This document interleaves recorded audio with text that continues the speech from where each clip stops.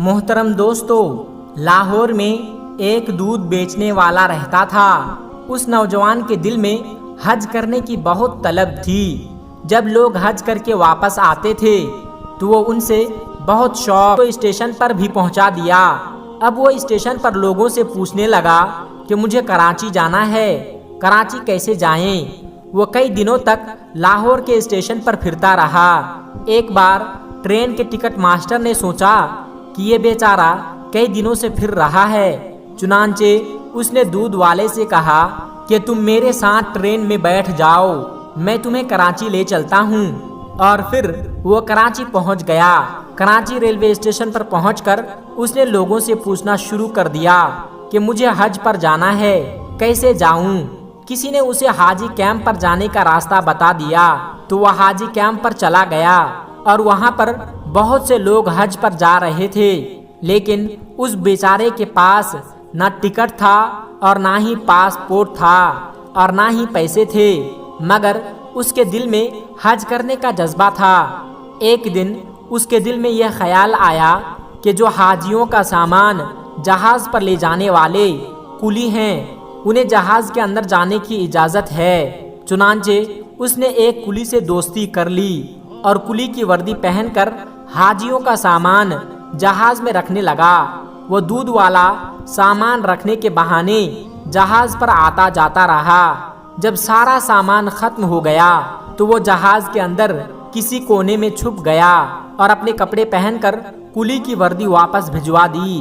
لوگ اپنے کمروں میں بستر پر سوتے رہے اور وہ بیچارہ بیٹھ بیٹھ کر وقت گزارنے لگا۔ اس نے جہاز پر ایک نیک بندے سے کہا کہ بھائی جان، جب جدہ آ جائے تو مجھے بتا دینا۔ چنانچہ جب جدہ شہر کی روشنی نظر آنے لگی تو ان صاحب نے اسے بتا دیا کہ وہ دیکھو جدہ آ گیا ہے۔ اس کے بعد وہ دودھ والا جہاز کے اوپر چڑھ گیا اور وہاں کھڑے ہو کر سمندر میں چھلانگ لگا دیا، لیکن اسے تو تیرنا بھی نہیں آتا تھا۔ چنانچہ جب وہ نیچے گیا تو پھر اوپر ہی نہ آ سکا۔ اس آدمی نے دیکھا کہ یہ تو نظر ہی نہیں آ رہا ہے۔ وہ سمجھ گیا کہ بیچارہ ڈوب گیا ہے۔ اس نے سوچا کہ اللہ کو یہی منظور ہوگا۔ اس کے بعد جب اس آدمی نے حج کیا اور طواف زیارت کے بعد حرم شریف سے باہر نکل رہا تھا تو اس نے دیکھا کہ وہ دودھ والا بھی حرم شریف سے باہر نکل رہا ہے۔ اس آدمی نے فوراً تو دیکھا کہ ایک نئی کار کھڑی ہوئی ہے اور ڈرائیور انتظار کر رہا ہے۔ دودھ والا کار کے اندر بیٹھا اور ساتھ میں اس آدمی کو بھی بیٹھا لیا اور ایک مکان کی طرف لے گیا۔ مکان میں جا کر اسے ایک جگہ پر بیٹھا دیا اور کہا کہ مہمان کے لیے کھانے پینے کی کوئی چیز لے کر آؤ۔ چنانچہ ایک خادم کچھ پھل لے کر آیا اور اس آدمی نے حیران ہو کر پوچھا کہ بھائی مجھے بتاؤ کہ قصہ کیا ہے؟ تو دودھ والا کہنے لگا کہ میں تمہیں قصہ بعد میں بتاؤں گا، پہلے میری کار دیکھو، یہ میری ہی کار ہے اور مکان بھی میرا ہی ہے۔ اس نے پوچھا کہ یہ سب کچھ تمہیں کیسے مل گیا؟ دودھ والے نے کہا کہ یہ تو راز کی بات ہے، لیکن تم میرے بارے میں سب کچھ جانتے ہو، اس لیے میں تمہیں بتا دیتا ہوں۔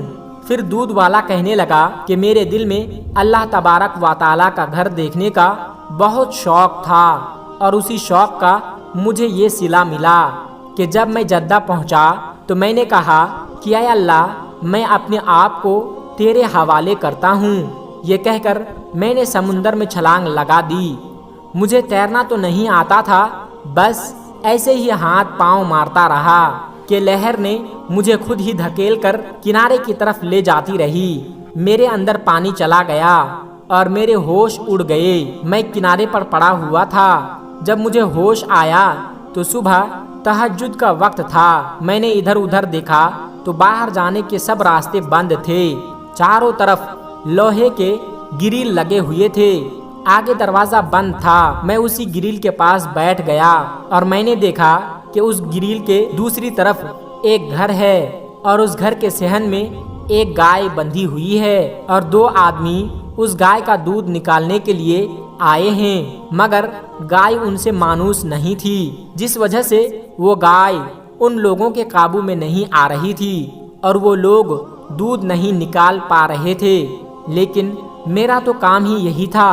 جب میں نے یہ منظر دیکھا تو میں نے آواز دے کر اپنی طرف متوجہ کیا اور اشارے سے کہا کہ اس کا دودھ میں نکال دیتا ہوں۔ وہ لوگ عربی میں بولتے اور سمجھتے تھے، اس لیے میں نے ان کو اشارے سے ہی بتا دیا کہ میں اس گائے کا دودھ نکال سکتا ہوں۔ اللہ کی شان دیکھیے کہ جہاں میں بند تھا وہ ایریا سامنے کوٹھی میں رہنے والے سیٹ کے انڈر میں تھا۔ اس کا ایک بیٹا تھا۔ ڈاکٹر نے اسے ہدایت کی ہوئی تھی کہ اپنے بیٹے کو گائے کا دودھ پلایا کرو۔ اس نے اسپیشل اپنے بیٹے کے لیے ہی گائے رکھی ہوئی تھی۔ گائے کے اندر دودھ تو ہوتا تھا مگر وہ نکالنے نہیں دیتی تھی، جس کی وجہ سے وہ سیٹ اور ان کی بیوی بڑی پریشان ہوتی تھی۔ اب جب میں نے اس سے کہا کہ میں گائے کا دودھ نکال دیتا ہوں تو انہوں نے سیٹ سے کہا کہ اندر مسافروں میں سے ایک آدمی کہتا ہے کہ میں تمہیں دودھ نکال دیتا ہوں۔ سیٹ نے کہا کہ یہ چابی لے جاؤ اور لے جا کر اسے لے آؤ، اور گیٹ کا تالا کھول کر میرے پاس آئے، اور جب میں نے گائے پر پیار سے ہاتھ پھیرا اور اس سے اپنے انداز میں بات کی تو گائے مان گئی، اور میں نے نیچے بیٹھ کر انہیں 8 سے 10 لیٹر دودھ نکال کر دے دیا۔ سیٹ کی بیوی نے دیکھا تو بہت خوش ہوئی اور کہنے لگی کہ آج تو میرا بیٹا سارا دن دودھ پیے گا۔ پھر کہنے لگی کہ اس دودھ والے کو جانے نہیں دینا۔ جب سیٹ سے ملاقات ہوئی تو اس نے پوچھا کہ آپ کون ہیں؟ تو میں نے کہا کہ میں پاکستان سے حج کرنے آیا ہوں۔ کہنے لگا کہ ہم تمہیں واپس نہیں جانے دیں گے، تم اچھا دودھ نکال لیتے ہو۔ میں نے کہا کہ میں دودھ تو نکال دیا کروں گا لیکن مجھے حج بھی کرنا ہے۔ تو وہ کہنے لگے کہ تم فکر مت کرو، تمہیں حج بھی کروا دیں گے۔ اور دوسرے دن اس کی بیوی نے اپنے والد کو فون کیا اور ساری بات بتا دی۔ اس کے والد نے 200 گائے بھینسوں کا ایک باڑا بنایا ہوا تھا۔ چنانچہ جب اس نے یہ بات سنی تو بہت خوش ہوا اور کہنے لگا کہ ہمیں تو خود ایسے ہی بندوں کی ضرورت ہے۔ بعد میں انہوں نے سیٹ کو فون کیا اور کہا کہ اسے میرے پاس بھیج دو۔ چنانچہ سیٹ نے مجھے اپنی گاڑی میں بیٹھایا اور صاحب کے گھر پہنچا دیا۔ اس کے سسر نے مجھ سے کہا کہ میں تمہیں یہاں پر رکھتا ہوں، تمہارے ذمے یہ کام ہے کہ میں نے کہا کہ میرے بیوی بچے تو وہاں ہے۔ تو اس نے کہا کہ فکر نہ کرو، میں نے ایک گھر بنایا ہے، یہ گھر میں تمہیں دیتا ہوں، یہ میری گاڑی ہے، یہ بھی تحفے میں دیتا ہوں۔ اب تم اپنے بیوی بچوں کا نام اور ایڈریس بتا دو، میں پیغام بھیج دیتا ہوں اور آنے والے جہاز میں تمہاری بیوی بچے بھی یہاں پہنچ جائیں گے، اور ان کے ساتھ ایک حج بھی کر لینا، بلکہ ہر سال حج کرتے رہنا۔ اب 1 ہفتے کے بعد میری بیوی بچے پاس پہنچ جائیں گے۔ میں نے حج بھی کر لیا۔ یہ اللہ تبارک و تعالیٰ کے گھر دیکھنے کی برکت ہے۔ اللہ پاک نے مجھے دنیا کی نعمت بھی عطا کر دی۔ اب میں یہیں رہوں گا، ہر سال بیت اللہ شریف کا حج کروں گا۔ سبحان اللہ، سبحان اللہ، اللہ بہت بڑا ہے۔ دوستو، اس ویڈیو کے بارے میں آپ کی کیا رائے ہے؟ ہمیں کمنٹ سیکشن میں ضرور بتائیے گا، اور ایسی ہی ویڈیو کے لیے ہمارے چینل کو سبسکرائب ضرور کر لیجئے گا۔ السلام علیکم ورحمۃ